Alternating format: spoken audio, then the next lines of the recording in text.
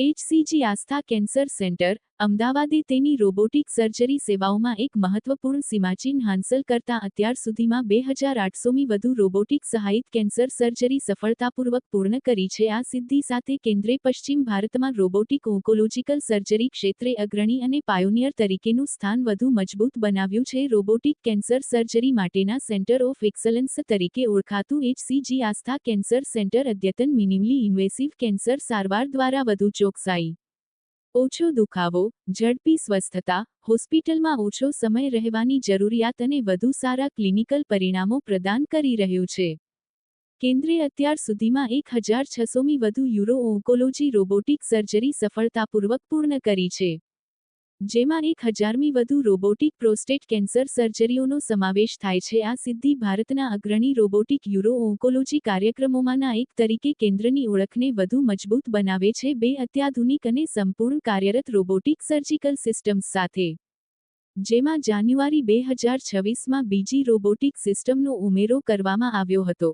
HCG આસ્થા cancer સેન્ટરે તેની surgical oncology ક્ષમતાઓમાં નોંધપાત્ર વધારો કર્યો છે. ગુજરાત, રાજસ્થાન, મધ્યપ્રદેશ અને આસપાસના વિસ્તારોના દર્દીઓ માટે આ કેન્દ્ર રોબોટિક કેન્સર સારવારનું પસંદગીનું સ્થળ બની રહ્યું છે. કેન્દ્રનો રોબોટિક ઓન્કોલોજી કાર્યક્રમ યુરો ઓન્કોલોજી, ગેસ્ટ્રોઇન્ટેસ્ટિનલ, થોરેસિક, ગાયનેકોલોજીકલ તેમજ હેડ એન્ડ નેક કેન્સર સહિત વિવિધ પ્રકારના કેન્સરની જટિલ મિનિમલી ઇન્વેસિવ સર્જરીઓ નિયમિતપણે કરે છે.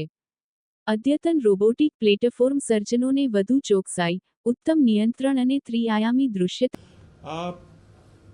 જનરલી એટ લાર્જ વાત કરીએ તો દર્દ એટલું બધું ઓછું થાય છે in comparison to the open surgery જે પ્રિવિયસલી કરવામાં આવતું તો એનાથી I would say not in exaggeration પણ 1/10 પેઇન થાય છે.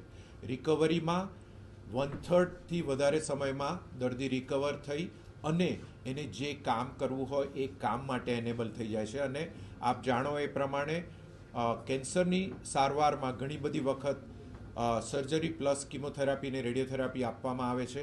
પહેલાંના જમાનામાં દર્દી રિકવર થાય એના માટે રાહ જોવી પડતી અને આ બધી એડિશનલ સારવાર ડિલે થતી હતી. હવેના જમાનામાં રિકવરી ઘણી ઝડપથી થવાથી રિકવરીને લીધે કિમોથેરાપી અને રેડિયેશન સમયસર ચાલુ થાય છે.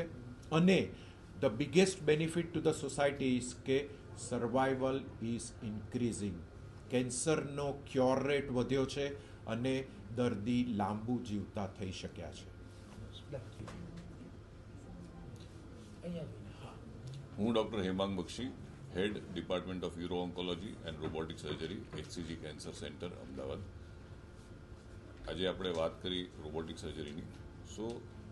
છેલ્લા 10 વર્ષમાં HCG આસ્થા કેન્સર સેન્ટરમાં આપણે 2900 ઉપર રોબોટિક સર્જરી કરી છે અને હવે આપણી પાસે બીજો રોબોટ પણ સેમ ડાવિન્ચી એક્સઆઈ જે વર્લ્ડનો બેસ્ટ રોબોટ અત્યારે છે એ આપણી પાસે અવેલેબલ છે, જેના કારણે પેશન્ટ્સની જનરલ ફાયદા તો છે જ કે ઝડપી રિકવરી, ઓછો દુખાવો, ઓછું બ્લીડિંગ, અર્લી ડિસ્ચાર્જ, આ બધા ફાયદા બધી જ સર્જરીઝમાં છે.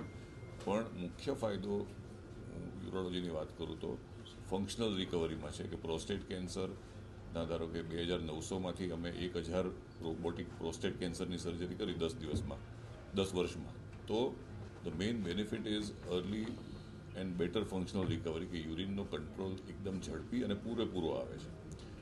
કિડની કેન્સરની વાત કરું તો કિડની એમાં આપણે ગાંઠ કાઢીને કિડનીને મેક્સિમમ બચાવી શકાય છે. So organ sparing is better with robotic surgeries and that benefit is most evident in kidney cancer surgeries in urology. So robotic સર્જરીના ફાયદા મેઇનલી યુરોલોજીમાં ઘણા બધા છે અને 90% ઓપરેશનો અત્યારે